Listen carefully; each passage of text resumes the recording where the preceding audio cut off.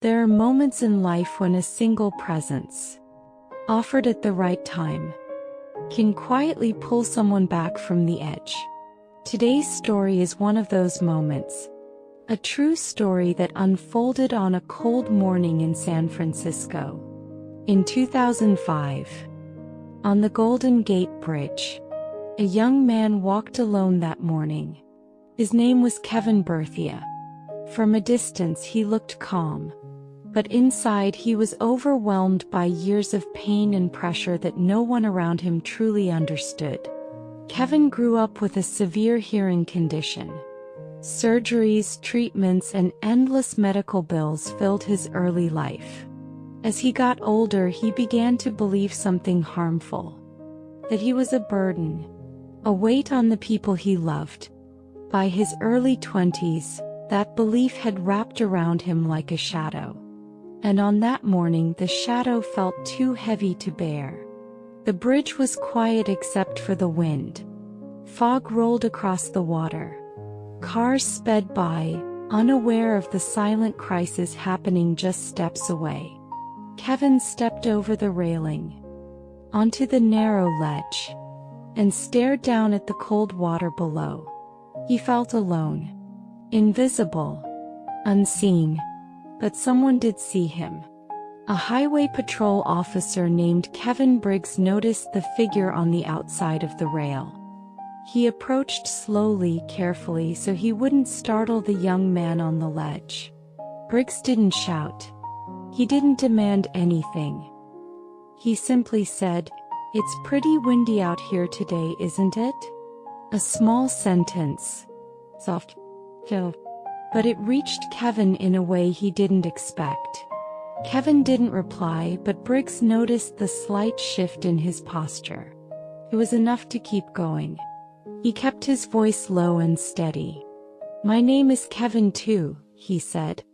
"I'm not here to force you to do anything. I just want to stand here with you." And so he stayed. Quietly, patiently, in the cold wind, with a young man who believed he had no one. Minutes passed, then 10, then 30. The world around them kept moving, but for those two, time felt suspended. Briggs asked simple human questions. Not the big ones, just the ones that help someone feel seen. "Are you cold? Did you eat today? Is there someone waiting for you at home?" Kevin's answers came slowly, soft, shaking. But he answered. At one point Kevin whispered, "No one sees me. No one talks to me. I feel invisible." Briggs let the words sit in the air. Then he replied, "I see you. I'm right here. And I'm not going anywhere." Kevin's eyes filled with tears. Years of silent pain suddenly rising to the surface. More than 80 minutes passed. Two strangers, standing between life and loss, connected by one fragile conversation. Finally Kevin said, "I don't want to die. I just don't know how to live." Briggs nodded slowly. "You don't have to figure everything out today," he said. "You only need to take one step. And I'll help you take it." He extended his hand. Not pushing, not pulling, just offering. Kevin looked at the hand, trembling, unsure, holding a lifetime of pain in that single moment. And then he reached out.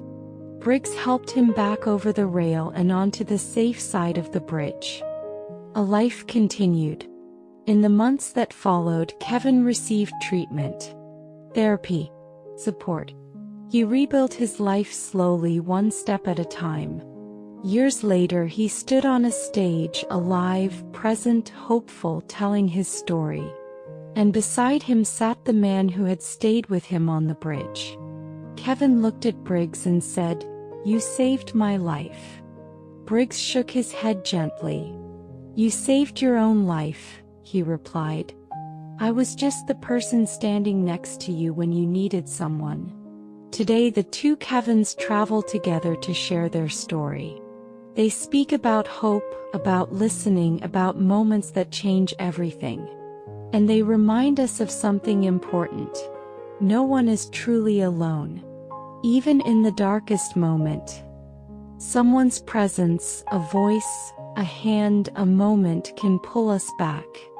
Sometimes saving a life is not about grand actions or dramatic scenes.